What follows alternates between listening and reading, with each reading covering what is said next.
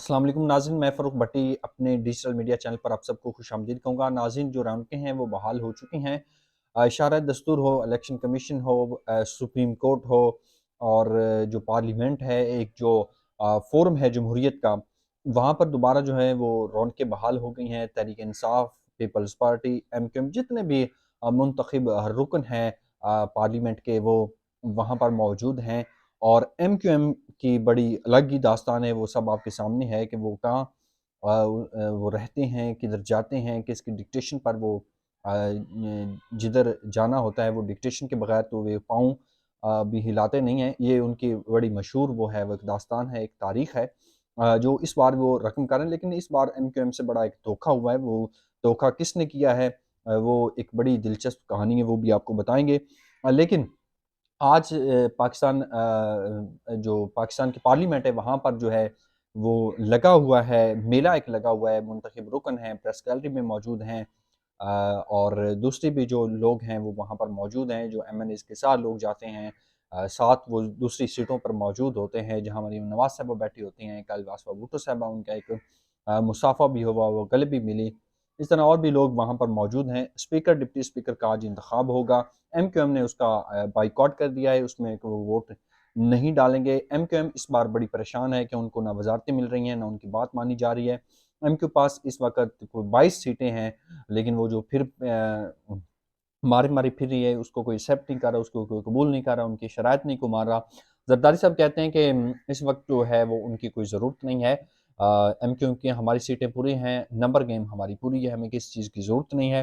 اس کے ساتھ ہی ساتھ ایک اور بھی خبر آپ کو دینی ہے کہ عامر ڈوگر صاحب جو ادھر تحریک انصاف کی جانب سے رکن اسپیکر ہیں، انہوں نے نامزد کیا، اور حکومتی اتحاد کی جانب سے سردار یاس صادق ہیں۔ وہ کہتے ہیں کہ ہمارا جو ہے مینڈیٹ جو ہے وہ واپسی کیا جائے، اس کے بعد پھر جو ہے وہ مکمل بات چیت ہوگی۔ ظاہر ہے جو مینڈیٹ ہے عوام نے دیا ہے، وہ تحریک انصاف کو دیا ہے، وہ جب تک نہیں دیں گے، جب تک مخصوص نشستیں نہیں دی جائیں گی، فورم جو ہے وہ پارلیمنٹ نامکمل ہے۔ اور گزشتہ جو پروگرام ہوئے ہیں اس میں جس میں مہر بخاری صاحبہ کا پروگرام، کاشف عباسی کا پروگرام، خاور کمن صاحب کا پروگرام، طلعت حسین صاحب کا پروگرام، اور جتنے بھی کرنٹ افیئرس کے پروگرام ہیں، وہ جس میں اہم جو باتیں ہوتی ہیں، اہم موضوع ہوتے ہیں، جو ایک شدید لڑائی ہوتی ہے، وہ آپ کے سامنے رکھنی ہوتی ہے۔ رات مہر بخاری صاحبہ کے پروگرام میں فیصل کریم کنڈی آئے، انہوں نے کہا، مہر بخاری نے سوال کیا اگر اسحاق ڈار وزیر خزانہ بنتے تو آپ کو اعتراض نہیں ہوگا؟ فیصل کریم کنڈی نے کہا ہمیں بالکل کوئی اعتراض نہیں ہوگا، اسحاق ڈار کو وزیر خزانہ بن جائیں، ہمیں کوئی اعتراض نہیں ہوگا۔ لیکن مہر بخاری صاحبہ نے کہا کہ نون لیگ جو ہے وہ کھوئی ملائی والی اس کرسیاں جو کہ سائڈ پہ ہوگی، لیکن نون لیگ کی بی ٹیم بن کے کام کرے گی۔ تو اس پر فیصل کریم کنڈی غصہ ہو گئے، انہوں نے کہا جیسا آپ چاہتی ہیں ویسا نہیں ہوگا۔ اور آگے شاہزیب خانزادہ کے پروگرام میں خواجہ آصف نے کہا کہ اگر کے پی میں مینڈیٹ چوری ہوا ہے تو ہم نے اور پیپلز پارٹی نے نہیں کیا۔ پیپلز پارٹی اور نون لیگ تو وہاں مینڈیٹ چوری کر نہیں سکتی تھی، اور وہاں پہ تحریک انصاف کے لوگوں نے فارم 45 لیے بغیر ان کی جان نہیں چھوڑی، الیکشن کمیشن والوں کی، پریزائڈنگ آفیسر کی۔ آگے جناب علی خواجہ کہتے ہیں ہم لوگوں میں وہ تکبر یا رونق جو بانی تحریک انصاف میں تھی، آپ میں تکبر بھی ہے، رونق بھی ہے، سب کچھ ہے خواجہ صاحب، لیکن آپ کو نظر نہیں آتی۔ آپ نے تباہ و بربادی کی، آپ نے عثمان ڈار صاحب کے تکبر و غصے میں آ کر جو وہاں تباہی بربادی پھیری، ان کے گھر میں جو ظلم و ستم کیا، 10 مہینے بعد جو عثمان ڈار واپسی اپنے گھر پہنچے، اور اس کی ماں نے، ان کی ماں نے آپ لوگوں کا مقابلہ کیا، لیکن آپ الیکشن بھی ہار گئے تھے، لیکن آپ کو جس طریقے سے جتوایا گیا وہ سب آپ کے سامنے ہے۔ خواجہ صاحب کہتے ہیں کہ ایم کیو ایم کے ساتھ ہم بات چیت کے لیے تیار ہیں، کیا پی پی اب نون لیگ کی بی ٹیم بن کر کام کرے گی؟ یہ میں آپ کو بتا چکا ہوں۔ مہر بخاری نے سوال کیا جس پر فیصل کریم کنڈی جو ہے وہ شدید سیخ پا ہو گئے۔ آگے جناب فیصل کریم کنڈی کہتے ہیں کہ میرا خیال ہے کہ M Q M Asif Zardari کو صدر کے لیے ووٹ ڈالے گی، اور مجھے نہیں لگتا کہ وہ ڈالے گی جس طرح ہم ان کے ساتھ کیا جا رہا ہے۔ اپوزیشن کو ذمہ دارانہ کردار ادا کرنا چاہیے، شور شرابہ حل نہیں۔ فیصل کریم کنڈی نے مہر بخاری کے پروگرام میں یہ بتایا۔ ہر الیکشن میں کوئی نہ کوئی پارٹی رو رہی ہوتی، ندیم افضل چند سید طلعت حسین کے پروگرام میں کہہ رہے تھے کہ ہر جو پارٹی ہوتی ہے وہ الیکشن کے بعد رو رہی ہوتی ہے، تو یہ سیاستدانوں کو اس پر سبق سیکھنا چاہیے۔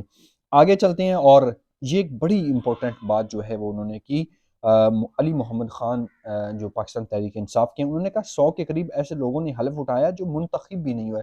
ناظرین، یہ ایک بڑی خبر ہے جو انہوں نے دی، اور جس طریقے سے مصطفیٰ نواز کھوکھر صاحب کہہ رہے تھے کہ 99 ناموں کے نیچے جن لوگوں نے حلف اٹھایا ہے وہ اللہ جانتا ہے کہ وہ الیکشن جیت کر گئے ہیں یا ہار کر گئے ہیں یا جتوایا گیا ہے، وہ کس طرح جیتے ہیں وہ سب کو پتہ ہے۔ علی محمد خان کہتے ہیں کہ میرا خیال ہے بائیکاٹ اور استعفوں کا وقت گزر چکا ہے، اب ہمیں یہاں پر اپوزیشن میں بیٹھنا ہے اور مقابلہ کرنا ہے۔ سب کا اچھا، علی محمد خان صاحب کہتے ہیں کہ سب کا فارم 45 سے نکالا جائے مگر وہ 8 فروری کا ہو، 29 فروری کا نہیں ہو۔ اور مصطفیٰ نواز کھوکھر کہتے ہیں الیکشن میں جو غیر یقینی صورتحال ہے اس کا کریڈٹ عوام کو جاتا ہے، ظاہر عوام نے تحریک انصاف کو ووٹ دیا ہے۔ علی کاشف عباسی کے پروگرام میں مصطفیٰ نواز کھوکھر صاحب کہتے ہیں تحریک انصاف نے آج اپنے بیانیے سے پیچھے ہٹتی ہے تو ان کے پاس کچھ نہیں رہے گا۔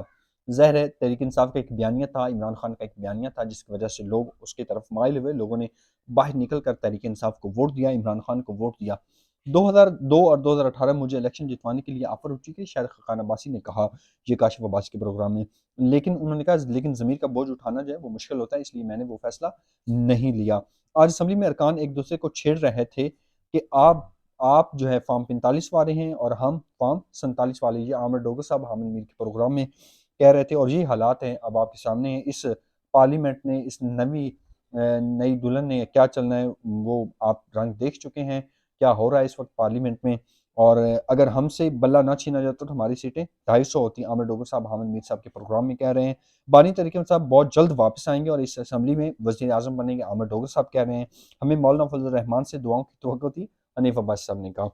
اچھا، یہ جو ساری باتیں میں نے آپ کے سامنے رکھی ہیں، مختلف پروگرام جی جو ٹاک شاک ہوتے ہیں، وہ اس میں جتنی بھی اہم باتیں ہوتی ہیں وہ میں آپ کے سامنے رکھتا رہوں گا۔